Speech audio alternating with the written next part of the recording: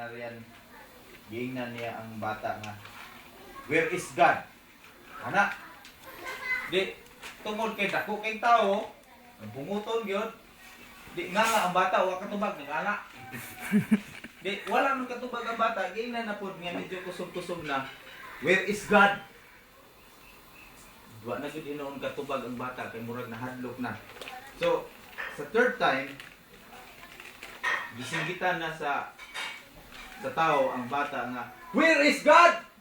Pagkadungog sa bata yung atong nasinggit ni dagan ang bata pauli sa balay. Nagkurog diretso sa CR. Dayon kay ang kamagwangan nga anak nga 10 anyos ko ang puday sa CR gatapok silang duha dito. Di nangutana ang 10 years old nga isuol nito sa imong manhod nga. Nganong nahadlok mo ka? Nahadlok na ka? Ingon dayon tong kamanghuran nga patay ka nung.